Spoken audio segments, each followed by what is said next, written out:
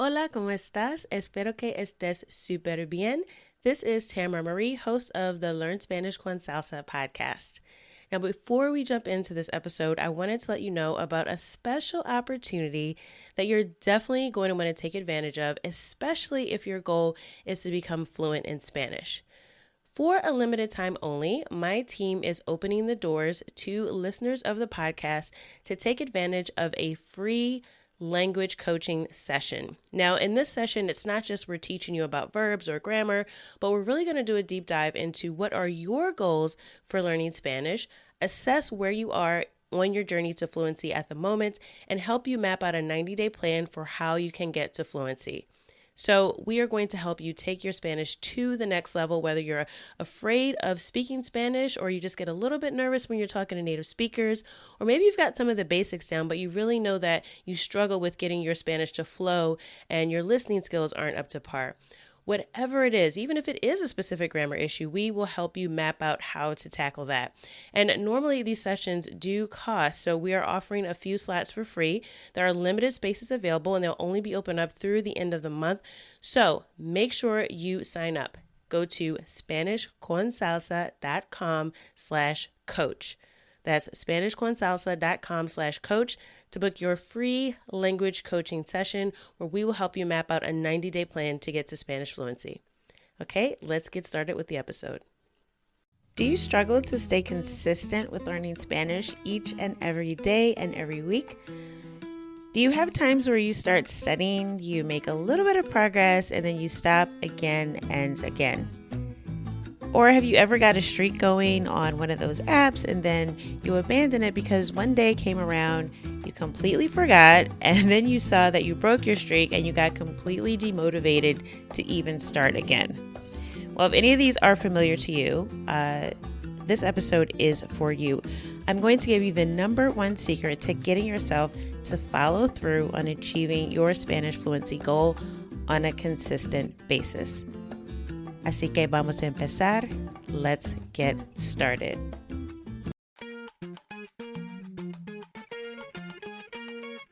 Bienvenidos. Welcome to the Learn Spanish con Salsa podcast, the show for Spanish learners that love music, travel, and culture. Close your grammar textbooks, shut down the language apps, and open your ears to how Spanish is spoken in the real world. Let us show you how to go from beginner to bilingual. Here is your host, certified language coach, Tamara Marie. Hola, queridos oyentes. Bienvenidos al episodio 140. Welcome to episode 140 of the Learn Spanish con Salsa podcast.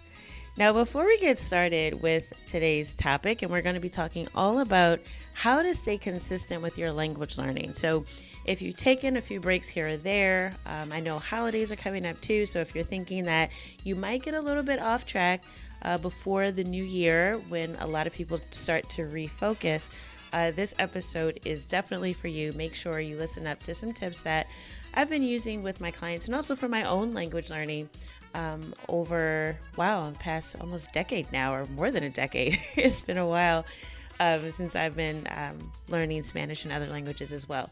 So I'll be sharing some things I've learned from my experience coaching other language learners, as well as with my own language learning experience, to really help you begin to stay consistent and forgive yourself for those little breaks. But before I get started, because it is the holiday season coming up and it is getting colder outside too, at least here in North America, if you're in the Northern Hemisphere, this is the time of year where people start to think about hibernation. And it is getting a little bit cold here as well. And I'm definitely spending a little bit more time indoors than I was in the summertime. And it's a great time to catch up on some shows, right? So if you're not already aware, season 3 of Narcos is actually out right now. It was just released on Netflix. And it's a little bit of a guilty pleasure. I know it's not about the most positive or uplifting topic because it is about sort of the stereotypical drug trafficking story that we hear a little bit too often from Latin American stories and movies and TV series. However, I think Narcos is very well done. It's in English with some Spanish as well. So it's great for if you're more of a beginner or if you just like good stories.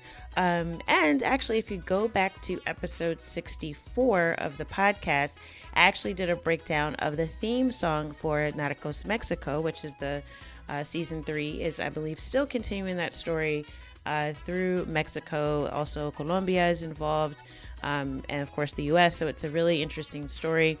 So definitely check out season 3 of Narcos if you're looking for something to binge watch. Also on HBO Max, there is a new comedy special by Aida Rodriguez, who is a comedian. You might be familiar with her if you watched the Netflix special that Tiffany Haddish did probably about a year or so ago now, where she actually featured her favorite comedians, and Aida was one of those comedians. And I actually had the pleasure of being able to see this show live when she was taping the special up in New York. So I'm very happy to have been there. It was definitely hilarious. She touches on so many things about Latin culture and Latino culture, about just a little bit of everything. So hilarious female in comedy. So definitely check her out to support on HBO Max. That's Aida Rodriguez. All right. So now with that, we can get into this episode. Now, I know that a lot of us who pursue anything in life or pursue goals, whether it's something in our personal lives or careers or even language learning, that sometimes we can be a little bit type A, right? Maybe we're a little hard on ourselves. Some of us are a bit perfectionistic when it comes to language learning. I'm actually going to be talking about some of the stress around language learning in an upcoming episode as well, because I think it's really important to talk about and be able to figure out ways to manage that, because we are, after all, humans learning a language. But today I want to talk about those things that really can help you, or really that one secret that I found has helped almost everyone that I've worked with, and definitely our most successful members in our Spanish con Salsa community are using this secret consistently, and it helps them stay on track and on target with reaching their Spanish fluency goals. Now, back on episode 17, I talked about a concept called the 4 tendencies. And this is actually was based on a book by Gretchen Rubin, where she talks about how we respond to expectations.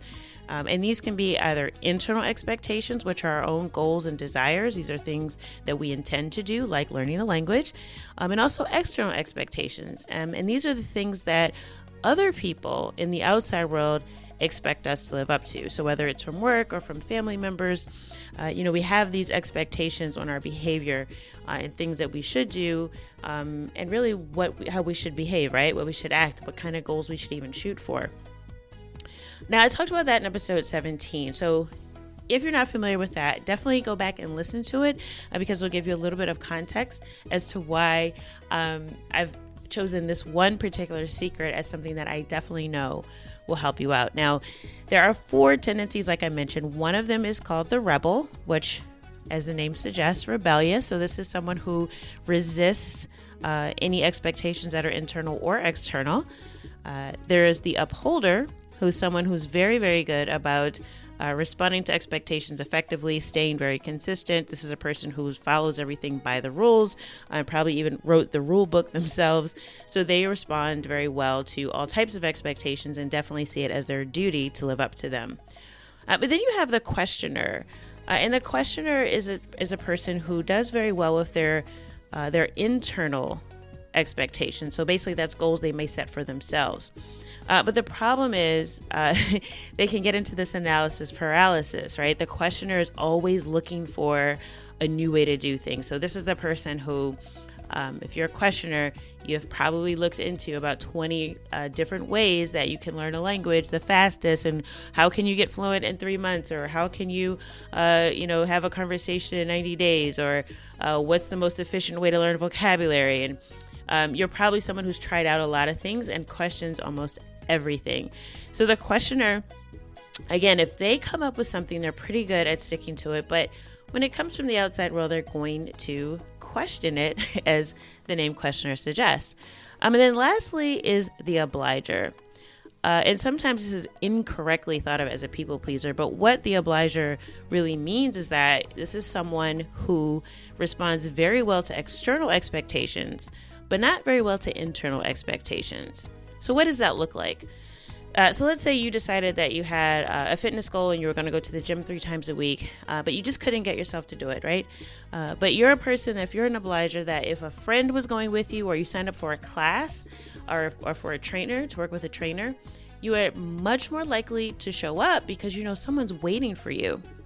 Or if you're an obliger in family and relationships, it might look like you're the person who will drop everything when a friend calls you because they're in need, or when a family member needs to move, or someone just needs to talk. Even if you have something to do that you've already planned and it's a priority for you, that you will drop everything to help out that friend or family member. So these are some of the things that can happen with the obliger. And the reason why I picked the particular secret we're going to talk about in this episode is because most people who have taken this 4 tendencies quiz, and again, you can go back to episode 17. It's also on our website, learnspanishconsalsa.com. If you just search for the 4 tendencies, you can take that quiz to find out which one you are. But most people, overwhelmingly, who have taken this quiz are obligers. And because of that, this secret works very, very well for most people. And in fact, even if you have one of the other tendencies, it also can work for you too, but it happens to just work very, very well for obligers. And the reason for this is because obligers are much more likely to follow through when there are external expectations, meaning someone else is expecting something of you and it's not just you on your own. So if you're an obliger, the secret that I'm about to share will work for you the best but everyone benefits from this across the board. So this is a way for you to make sure that you follow through even when you don't feel like learning another thing about Spanish. So maybe you've lost your motivation, you just got super busy and you feel like, you know what, I've been at this for a while, I don't think I'm ever going to get fluent. I've really been trying, I've tried all these different things. But the question is, how long have you stuck to any of them, right? Have you tracked your learning? And the thing about it is, a lot of us do get busy in day-to-day life, and that's perfectly okay. Life happens. We are all humans, like I said, who just happen to be pursuing this goal of Spanish fluency. However, if you find that you've lost motivation, that you've been too busy, but you know that deep down inside you still have this goal, that you can see yourself moving to a Spanish-speaking country, talking to your friends fluently, traveling abroad, having fun, talking to the locals. If you really still somewhere deep down inside know that this is a goal that you want to achieve, then this secret will definitely help you. And even when you get busy again in life or you lose motivation in the future. And that is teaming up with an accountability partner. Now, what is an accountability partner? Because a lot of people kind of use this term in different ways and in different settings. But for me, this is someone who is also actively pursuing the same goal as you. So this is another person who is learning Spanish right along with you and has a goal that they are actively pursuing. And that's important. So this isn't going to be someone that you meet and says, oh yeah, I downloaded an app like 3 years ago and I kind of played around with it and I'm kind of interested in Spanish. That's not going to be your accountability partner. It's also not going to be the friend that you have who's already bilingual or who is a native Spanish speaker, because they're not actively learning Spanish. They already know the language. So they're not going to be the best accountability partner for you. So you're looking for someone who is also actively pursuing a similar goal as it relates to Spanish fluency. They also have to be someone who is committed to their own language learning goals, because otherwise they're less likely to find the value in having an accountability partner for themselves, which means they probably are not going to show up for you consistently. Okay, so you want to really think about how can you find someone who is already learning Spanish, who is interested in reaching their goals as well. Maybe, this is someone who has a vacation planned and they already have a date on the calendar. Maybe both of you are planning to go abroad for a trip next year. And you're thinking, okay, well, we have some time left in 2021. We want to be ready for the trip. Let's be accountability partners, right? So there's different ways that you can find an accountability partner. In our community on Spanish con Salsa, our members have been very successful with finding different people to meet with, to chat with, to share wins, to share struggles, to help each other out and to stay motivated. So we definitely offer that within our Spanish con Salsa community. Very committed language learners who also love music, who also love culture, who also love travel. And we will be opening up membership again probably in early 2022. So make sure you are subscribed to our podcast. Go to learnspanishconsalsa.com/140 for this episode and sign up so that you can get notified when we open up our membership again. But until that point, I'll also include a link in the show notes page to some different resources you can use to find other Spanish language learners, because I think it is very valuable to find someone else who is on this journey with you. So you can think about some of the people you follow on social media. Maybe there's people that comment quite a bit and ask questions to the same people that you follow. Maybe this is someone you can comment and say, hey, I'm looking for a study partner or an accountability partner. Would you be interested? So if you're not already in a community, you can do that. You can also look in a Facebook group. So we have a Facebook group. If you go to learnspanishconsalsa.com/Facebook, that's a perfect place to put in a post and say, hey, I'm looking for an accountability partner. Is anyone interested? And hopefully they've also listened to this episode, so they'll know exactly what you're talking about. So you're welcome to hop into our free Facebook community to look for accountability partner at learnspanishconsalsa.com/Facebook.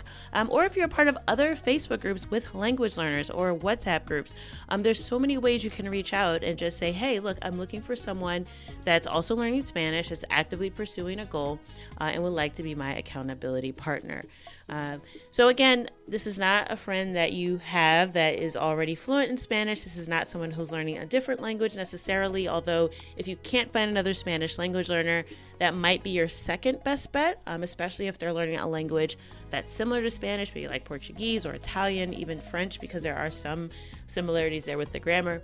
But ideally, look for another Spanish language learner to be your accountability partner. Now, once you find someone that agrees to this, well, what do you do, right? What do you do with an accountability partner? Well, one of the most basic things you can do is check in with each other on a regular basis. So you'll decide what this cadence would look like for you. Maybe it's once a week. Maybe it's once every other week. I definitely wouldn't suggest less than once a month because at that point, things get to be a little bit... You get to lose momentum, right? Like if you're meeting less frequently than once a month, there's too much time that's passing in between your check-ins, and it can be a little bit less effective that way. So I recommend at bare minimum once per month, ideally once a week if you can. If there's someone that wants to chat more often than that, that's great. But a check-in is something that's really basic. It's a simple process that we do also within our community in the Spanish con Salsa Fluency Club. But it's also very powerful, even though it's simple. And the check-in looks like this. You kind of chat, you talk about how you're doing, how's your day going, how's your week gone, or whatever it is. So it's a little bit informal. And when you first start out, especially if it's a new accountability partner, this will be a time where you can do things to get to know each other, to have some conversation. This couldn't be in English. This part can be done in English if you'd like. And then you move on to talking about what are your wins. So since the last time you all checked in or last time you met, maybe it's for the week, for example, you can say, hey, what were your wins this week? And this is important because it gives you and your accountability partner time to reflect on the things that went right. I think too often as language learners, we get so bogged down by all the things we still have yet to learn that we don't pat ourselves in the back or congratulate ourselves for the little wins that we do have. Like, oh, I just figured out the difference between when to use these two verbs, or, I got through a conversation without making the same mistake, or I learned how to pronounce a word that I was pronouncing wrong for, the past 3 months. Whatever it is, we really need to take that time to reflect on those wins because it really does help motivate us to move forward and keep going. So, the second thing you'll do in your check-in after you have like a brief intro, sort of checking up on where you are, then you're going to go into celebrating wins, and you'll each share at least one win Usually we do like 1 to 3, but it's good to try to time box this as well so that you don't sort of get off track. But this is really powerful exercise to do because it gives you time to reflect, and you also get to celebrate and be a cheerleader for your accountability partner as they share their wins as well. And through those wins, you may actually learn something, right? So if they learned something that was really tricky, you might go, oh, tell me more about that. I didn't even know about that particular verb that you even mentioned. That's a new verb to me. So you can actually learn through this process as well. But it's mainly to stay motivated and to take time to reflect and celebrate. And then in your check-in, you can talk about the things that didn't go well. Right? It could be, I plan to study, 3 times this week, and I missed my session on Monday because, someone called me and I had to go do this thing. And then I had to do this thing for, a family member, and I got off track. So, I'm a little bit frustrated because I feel like I'm behind, right? And get that out, right? Just say it, and I think a lot of times just having the time and space to be able to voice that, again, will get you past that momentary disappointment in yourself or feeling like you're falling behind or you're not on track. And I will tell you a little bit secret. I think there's no such thing as falling behind. I say this all the time to our members and our Spanish con Salsa community that there is no falling behind. Yes, I know that we would all like for perfection to exist, but it remains to not be a thing. Okay, there is no such thing as perfection. So yes, things will happen. We will not always plan our days and our weeks perfectly. We will miss things. We will forget things. We will, have times when we make progress, and we will have times when we are feel like we may be going backwards. But as long as you're still in that process, as long as you are still moving forward, then you are still, on that journey to fluency, and you will get there. But it is good to acknowledge those things, just to say, look, I wanted to do more this week. I didn't get to do it. And then the last thing you'll do in your check-in is talk about your plans for the upcoming week or the next month, depending on how often you're meeting. So using your wins and the things that you didn't quite get to do, that will inform your plan going forward. And this is the most powerful way to end out a check-in with your accountability partner. Okay, so what are you going to do next, right? What's your next step? Let's map it out. Talk about what you plan to do for the next week or a few weeks. And, say it out loud, write it down. Those things are powerful. There's power in the spoken word, and there's also power in writing and writing things out. I know for me, when I write things out in a list, sometimes it makes it real for me. And even if I don't have an exact plan of how I'm going to do it, when I go back like a week later, when I check my list, I'll find that I've done everything on the list. Even if I didn't sit down and go, okay, I'm at 12 p.m. on Tuesday, I'm going to do this thing. And it just happens because I wrote it down. And there's something about writing it that makes it real for you. And there's also something about saying it out loud to another person that can be very powerful. So planning your upcoming week, stating your intentions is a great way to end out your check-in. So that's a great thing you can do to start with your accountability partner. So again, you'll do that check-in. You'll start out with a brief intro. You'll share your wins for the week or since you met last. You'll also talk about some things that didn't go as well as you planned and your plans for the next week or a few weeks. Okay, so that's the first thing you can do is a regular check-in. The next thing you can do is a co-study session. And I really like this idea, and I've heard it called body double before, which sounds really weird to me. Almost sounds like a sci-fi movie or like you have another version of you walking around. But basically what co-studying is, it's like, maybe you hop on a Google Meet or a Zoom chat or I guess a phone call. I guess people still use phones for that these days. But you just kind of hop on a call and you might not actually be studying the same thing, but you're just kind of studying together. Think about it like study hall, like in college where you kind of go into the library and there's all these people who are there and they're all working on different things for different classes, but they're all studying sort of in the same area. Especially for obligers or for most of us really, it really helps to have this time set aside because we can say, okay, I'm going to make progress this week because I know at lunchtime on Wednesday, I'm going to meet with my accountability partner. We're going to do co-study. That will be my time to sit down and go through some of the things I plan to do this week. And you guys are doing it together. So it's kind of like you're sitting there and you're study buddies, right? And you're both kind of going through. So that does tend to help people stay on track. So, you kind of get there on the Zoom chat. You may put it on mute. and just check in every few minutes. You can use the Pomodoro method and set a timer for both of you, and just say, okay, this is what I'm going to work on for this next 20 minutes or 25 minutes. Your accountability partner will state what they're working on, and then you guys just kind of work on it together. And then, you end out the session and go on about your day. So that's a great way to keep yourself accountable as well, doing a co-study session with your accountability partner. And the last thing that you can do, and, again, I think a lot of us get hung up on when we're learning a language, we think that we have to always talk to native speakers, but you can also do conversation practice with your accountability partner. So even though this person is a language learner, maybe even during your check-ins, you do your intro or your beginning of your check-in, you do it in Spanish, right? So you'll get some opportunity to practice. Hopefully the two of you won't feel as self-conscious about it because, if you're both learning, hopefully you'll both be making some mistakes, right?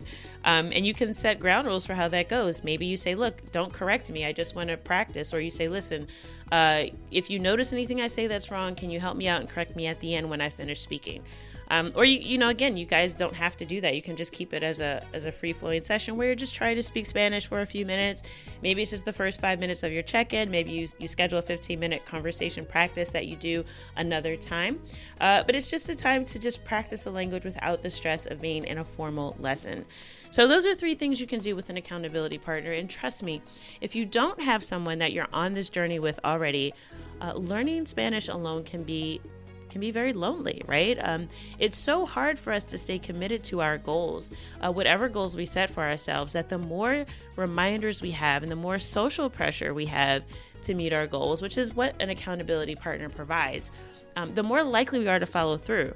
Because someone else is counting on us. We have someone else who's reminding us to make time for ourselves and the things we set out to do, and we're also helping them in that process. So I have found for myself, and also, like I said, in our community, in our Spanish con Salsa community, the members who are the most successful and make progress the fastest, hands down, are our members who get together on their own. They have small groups, sometimes with accountability groups of maybe 3 people or so, or sometimes it's just a partner and it's 2 people.